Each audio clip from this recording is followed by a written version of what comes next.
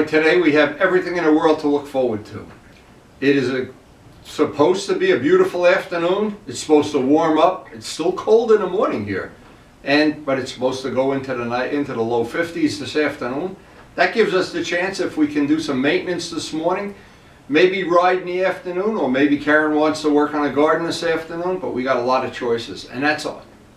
In my life, choices are always better. Now, I made a good connection. Luciano found a replacement headlight from Economy Cycle, and I called them up, and they had a chrome one and a flat black one, $47 for the whole unit. Now, I'm assuming if I got this rim replated, and Turbo Steve found the chrome plating place, but they'd want more money than to buy the whole thing new. So I took a chance. It's $47. Then of course there's shipping and everything involved. So what's going to happen? I spoke to John at Economy Cycle, and he seemed like a pretty nice guy. And then I found out after a little chat, he has a 400 Yamaha too. And I said, did it fit right on? And he said, well, you got to drill the holes here. These holes were not big. It's something we can do. It's not a problem. So I'm hoping that's going to be our next upgrade. But the problem is we don't have it yet. So I'm going to be doing a couple little maintenance items on this today, and maybe even getting a ride this afternoon. We'll see how the weather plays out, or if Karen wants to work on a garden.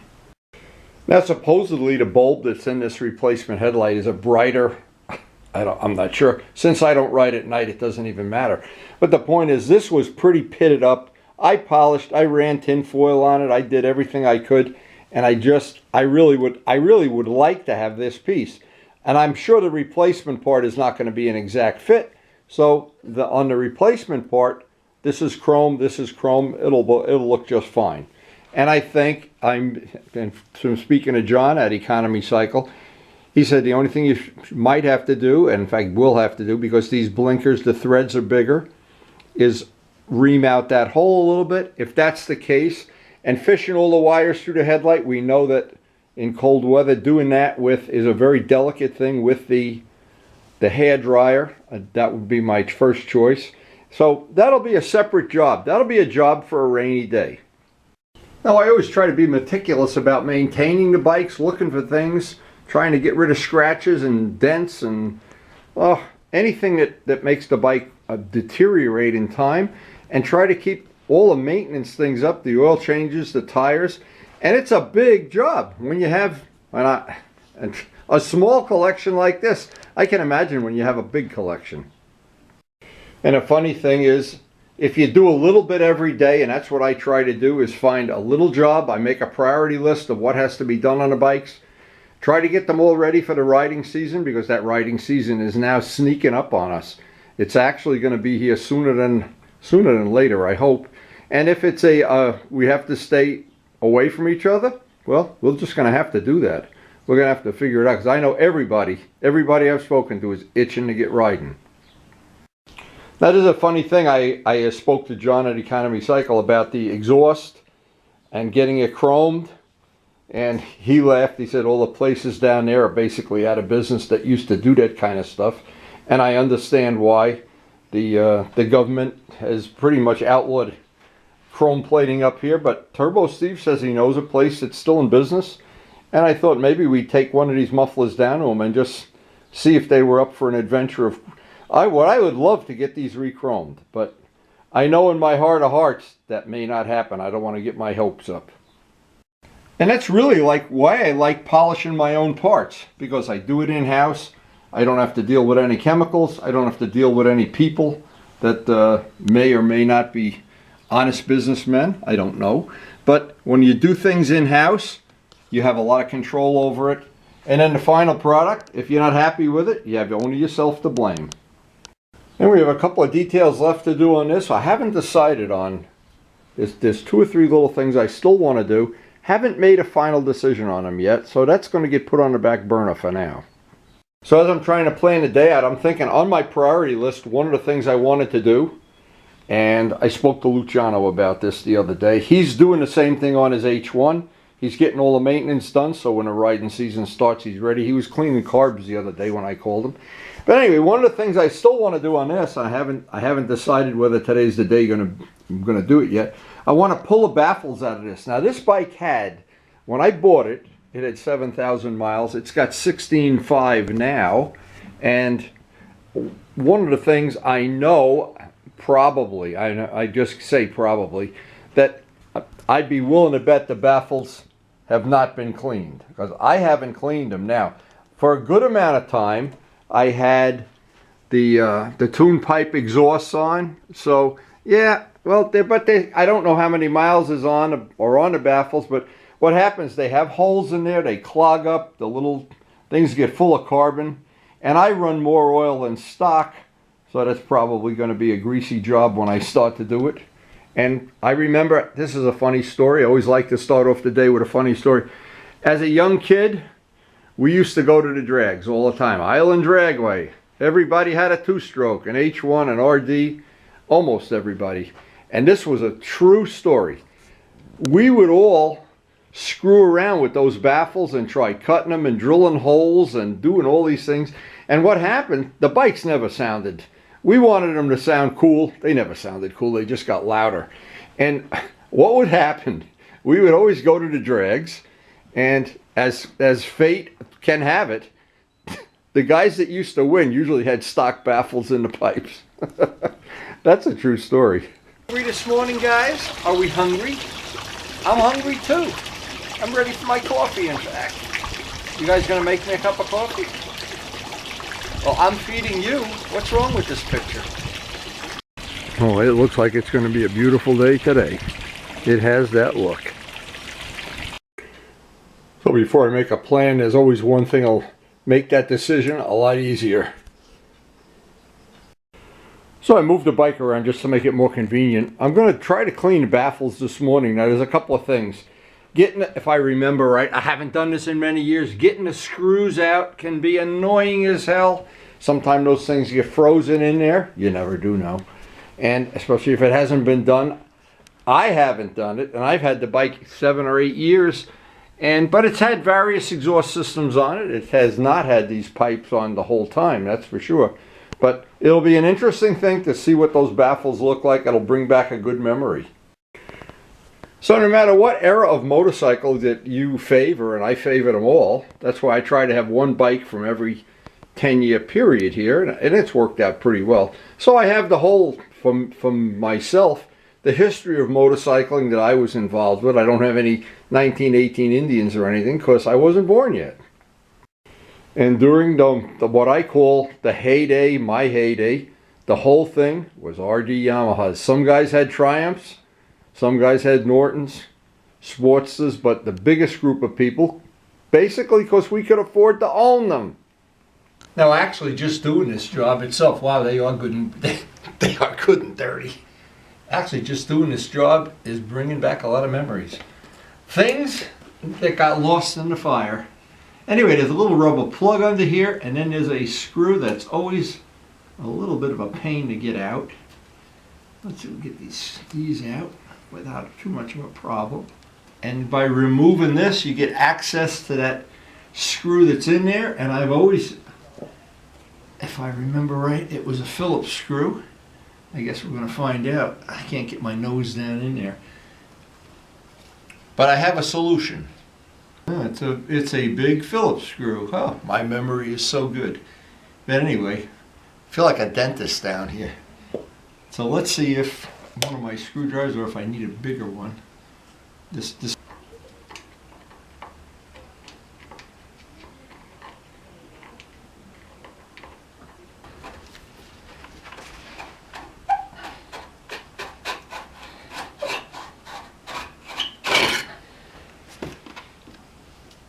And oh my God, what a mess. And there it is. Amazing. Amazing. Who knew what fun this would be?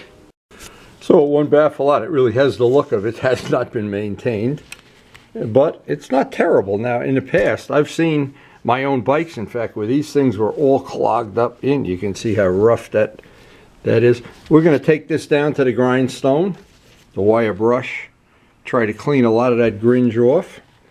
And I don't have any of this material here, but Luciano said he has a pack he's going to donate to the cause, and just pulling this out and replacing this, I can do that when we get together and he gives me the material. That'll be a very easy job, but for right now, just to clean this up will be a big thing.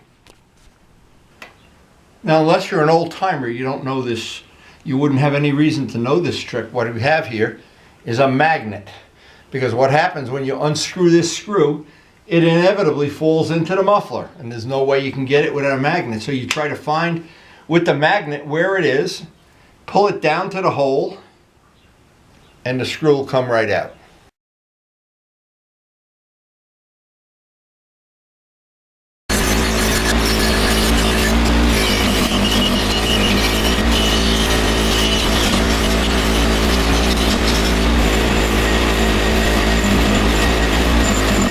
I'm just taking a wild guess that that's going to be as good as we can get it. I know other people have used torches and things to clean these. This I think has got as much of this as we're going to reasonably be able to get. And I need to get this from Luciano, and taking this apart, of course, is only a 2-minute job. And replace this, I don't want to take this off because I might want to ride the bike this afternoon. So we'll ride this and then just change this out when we get the stuff from Luciano.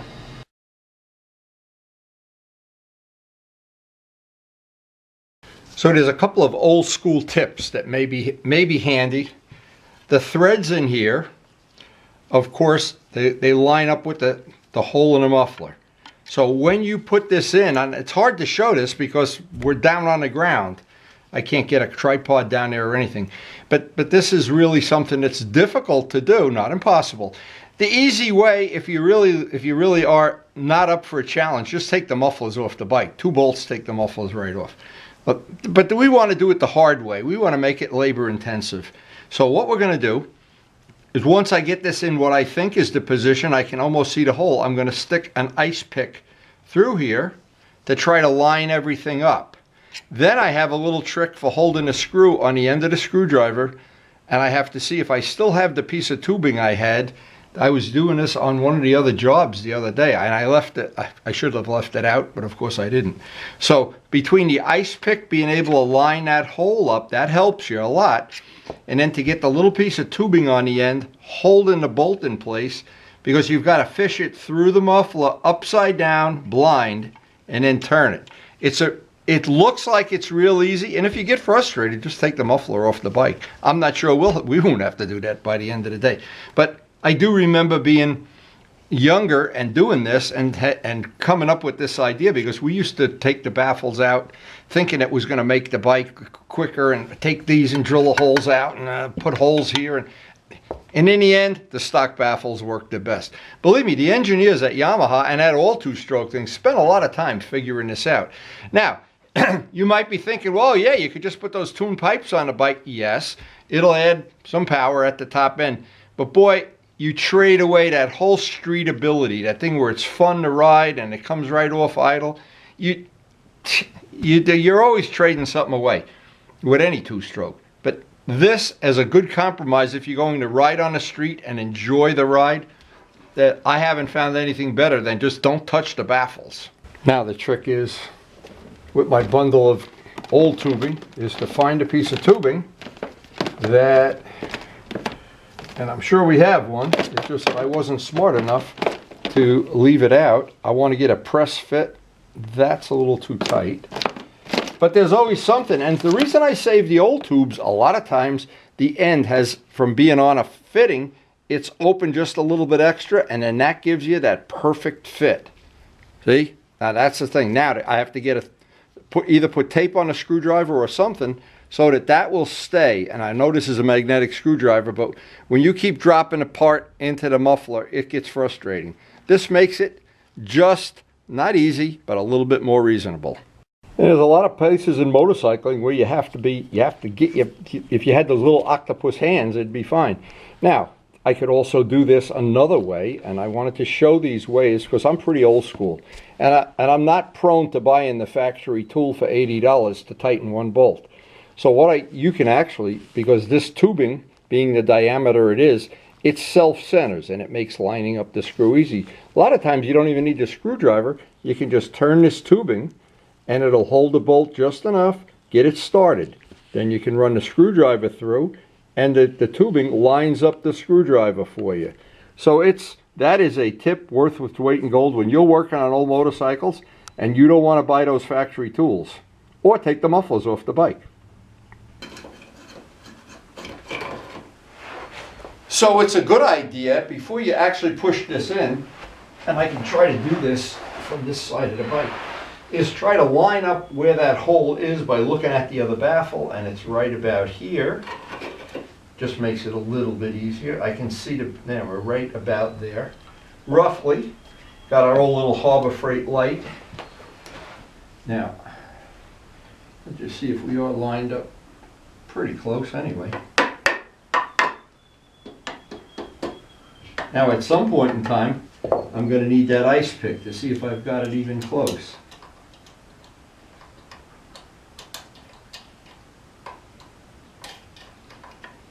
And the ice pick is a super handy thing to line up. There we go. Now you can see get my fat head out of the way. You can see the ice pick is through the hole. So I know I've got a pretty good alignment on that. I can slide that out. I'll try this first without the screwdriver. Since the tubing self-aligns that, and I can kind of feel around in there and see if it's my lucky day. You never know if it's your lucky day. And if it starts the screw,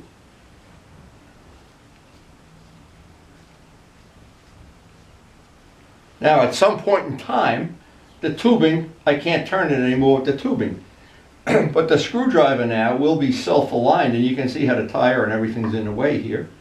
It'll help guide you right in there, and you can do it this way. And that I don't want that to screw to get loose, so I'm going to make it good and tight. And it'll be a piece of cake, because I'm a smart enough guy that I'll save this piece of tubing with all this special Yamaha factory tool, $80. I'll put the little rubber grommet back in, and so it doesn't leak oil on my garage floor at some point in time. Now there's a lot of little tricks to working on stuff that if you don't know them, you can still do the job. And there's no doubt in my mind you can do it. But having this little trick, show it again, the magnet to pull a screw out, the ice pick, a piece of tubing, and the little flashlight, and possibly the dental mirror. And I think every one of those tools came from Harbor Freight, and probably the whole batch of them. This is the cheapest tool of all, and it works perfectly. So we got one side done. Next thing, just do the other side. And I'm not sure, to be honest, I'm really not sure you want to sit through another take it apart thing, but I'm going to get this all done. It'll be done. And I'll be done in time to decide if I want to ride or if Karen wants to work on the garden.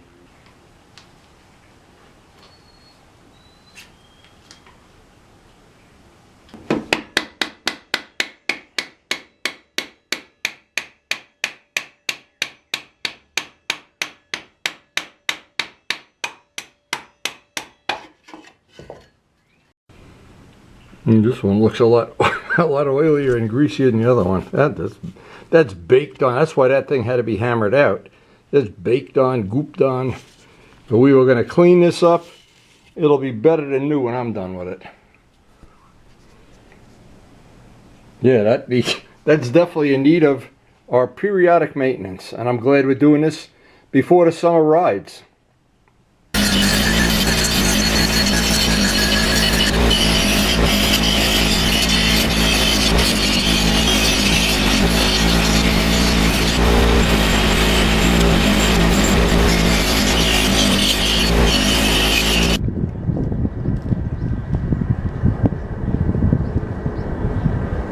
So step one is using a magnet. We got to fish that screw out of there. And that's usually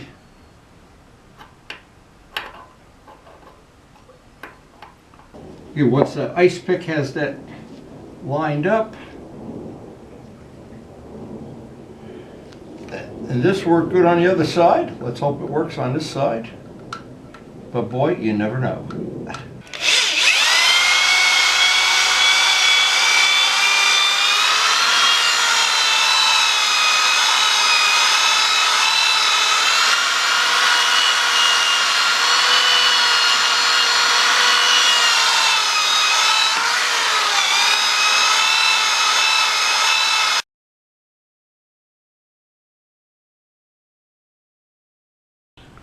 So we even got the ends of the mufflers polished. I'm sure that's going to be a real showstopper. Anyway, anytime I do maintenance on this bike, I know I'm getting it more reliable, nicer to look at, and just in general, more fun to ride. And the problem is always, if I don't take care of this and maintain it, I'm never going to be able to get another one, that's for sure. You're never going to get a new one. And any one I would buy is not going to have this amount of work in it. I don't think so. Now it's warmed up a little bit, not sure still. Gotta talk to Karen, see if she wants to work in the garden, or if I have time for a short ride. Maybe I do have time for a short ride, I don't even realize it. But that's good maintenance, getting that done. I feel better about it.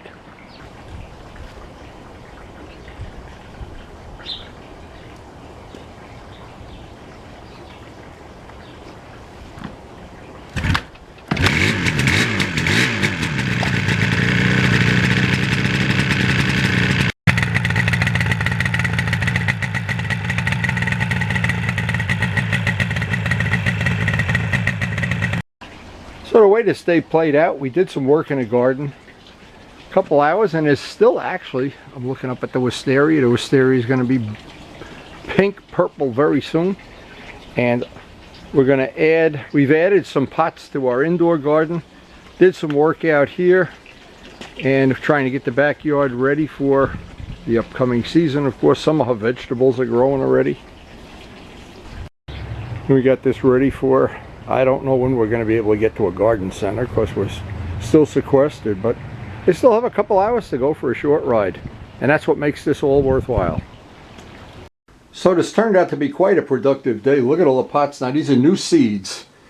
These are growing about a week or so. We got a full row growing and a full row just seeded today.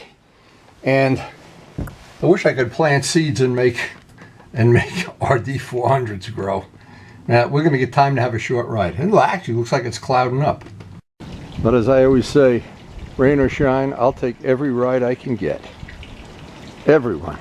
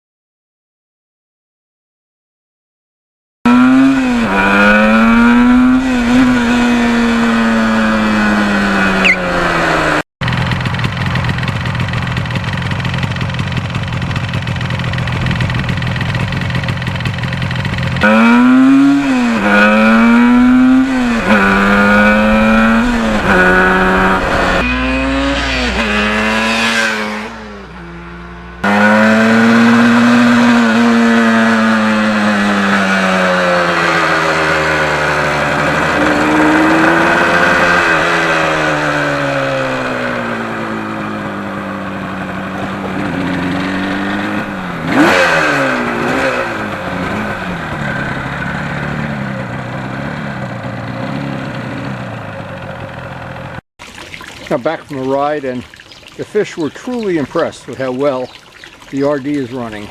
I know fish. I know what they're saying. Feed me. It really was a good day. Truly the definition of a good day. So we got a lot done today. We got some maintenance done on the RD, got a short ride, did some planting for Karen, worked in the garden. All I gotta see is that she's got something good for supper tonight, and she always has something good for supper. She's fattening me up, and I don't know why. I don't have any more willpower. Anyway, any day that I can do some maintenance, get a ride, listen to the birds chirping, eat some good food, and I don't know what to say. And it got cloudy, but didn't spoil a ride at all. We still got a nice ride in. Anyway, hope you enjoyed the video, and thank you to all our healthcare workers. Because of them, I was able to get this ride in today. Thank you very much.